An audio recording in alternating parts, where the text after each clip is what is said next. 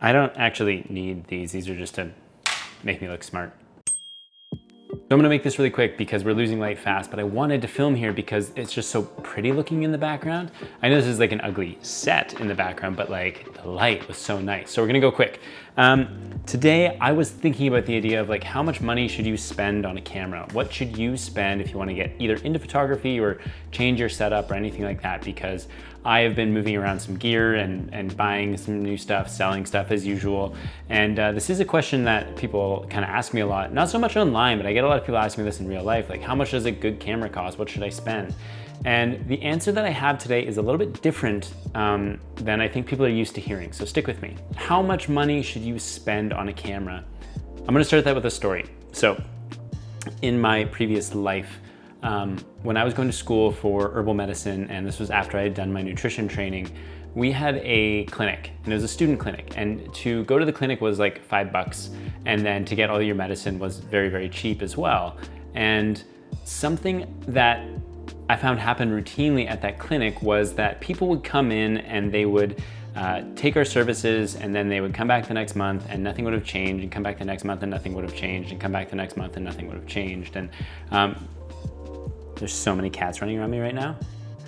Now you might think that's just because herbal medicine doesn't work, and you're welcome to think that if you want, but I actually think it was because people weren't actually taking the advice that they were being given. And the reason they weren't taking the advice that they were being given, they weren't implementing it, I think is probably because they didn't have to pay for the services. It was like $5. It didn't really mean anything to them. Think of it like a gym membership too. If a gym membership costs you $5 a month, let's say, or $10 a month. Like there's a gym here that's local that is $10 a month. And then like, I think you pay like 2 single times a year, you pay $40 or something. You won't even notice $10 missing from your daily account probably. Maybe you will, maybe you won't. I don't know your financial situation, but there's a good chance that for a lot of people, missing $10 a month won't really mean anything. Usually the way that it works if you go to a gym is that they're banking on people not going. Because if everybody who has a gym membership went to the gym, it would not go well, right? They're banking on most people not going. And the reason they're banking on that is because people are inherently, I don't want to say lazy, but like we are creatures of comfort. So we want to be comfortable, and going to the gym is inherently uncomfortable. It's a new habit. People are not great at building new habits. And so at $10 a month, they can get lots of people signing up and count on them not going. But what if it was $20 a month? To be honest, probably the same thing. If it was $30 a month, probably the same. The thing is, that's how pretty much all gym memberships work, is that they bank on people not going. However, there are some gyms that charge $400, $500, $1,000, $2,000 a month. Like these are super bougie high-end gyms. I don't get to go to these, but there are gyms that exist like this. And that's for people who, one, really, really, really care and are definitely gonna go no matter what because they're a professional athlete or something like that. Two, it's for people with way, way, way too much money, and it doesn't matter to them, they just wanna belong to the most expensive club.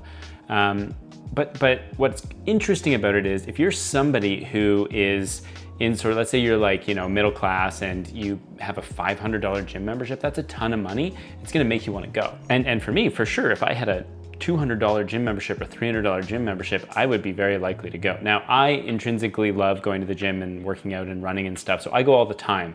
When I had a $10 gym membership, I was going 6 days a week. When I had a $50 gym membership, I was going 6 days a week. If I had a $500 gym membership, maybe I would go 7 days a week, but no matter what, that's like an intrinsic thing for me. But how do we relate this all back to cameras? Let's say you want to get a new camera, you want to get into photography, or you want to take more photos or something like that. What should your budget be?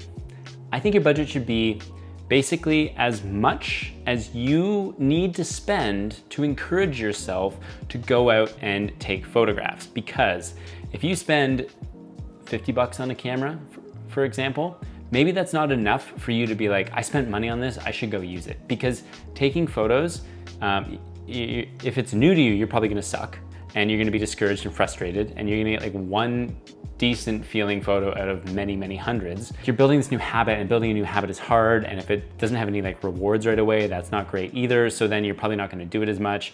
And so you need to give yourself like extrinsic forces to help you with that. So If you are all of a sudden looking at a camera and you're saying like, whatever, I paid 50 bucks, I never used it. That's like, you know, a couple of my subscriptions a month basically. But what if it was more? And so, for example, here's something that I used to do with some of my clients that I had. If they wanted to work with me, and I really like to offer like things that were pretty low cost, especially when I was like first starting out and I was new, I didn't want to charge a lot of money for my services because I was new and I shouldn't. So if I had like a new client who was coming to me for nutrition advice, for example, I would charge them something like $1,000 or like $500 to $1,000 or something. But what I would say to them is, for every single week that you follow the guidelines and that you know, do the things that we're talking about and implement them and come back, you get $100 of that back. And then we'll do that right up until you've only paid me 50 bucks. Now that's a pretty awesome deal because it's giving them encouragement to like keep doing the thing because they're getting their money back. Put that into camera terms, let's say it costs you $500 to buy a camera. Well, for you, that might not mean anything, but for somebody else, that might mean a lot. And figure out whatever that price is for you, that $500 mark where you're like, that was just enough, that I better start using this. Ask yourself, how much money do I need to spend to force myself to use this, to build this new habit? It might be $1,000 bucks, it might be $2,000 bucks, it might be 10,000 bucks. I don't know your financial situation. It could be $50 for you. No judgment, whatever it is, just figure out what it is to make you feel like you've invested enough to make you then want to go out and photograph. That's my advice for you. So if you want to know how much to spend, that's it. Now, what should you buy with that amount of money? I have a bit of a list here, but here's what I would do. If I had $100 bucks to spend right now on a camera and a lens, I would probably look into something like the Canon 40D with a little lens. Like maybe you could get a cheap 50mm f1.8. That would be awesome. That would be a really great little setup. If I had $500 bucks, I'd probably go with like the Canon 5D Mark II, or you might even be able to get the 5D Mark III, but not with a lens. And again, I would go with like that 50mm f1.8. $1,000 bucks, I'd probably look at the X-T3 from Fuji. I love that camera. And then throw on like the 23mm f2 or the 35mm f2, and you're gonna be singing. 2,000 bucks, I don't know.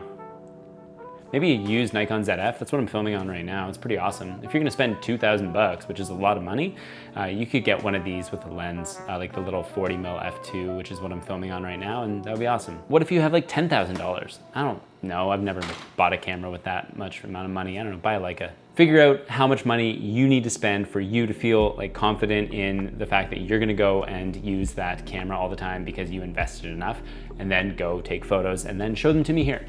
So what's your amount? I don't know, don't do that. Don't tell me what your budget is. That's fucking weird. Bye guys.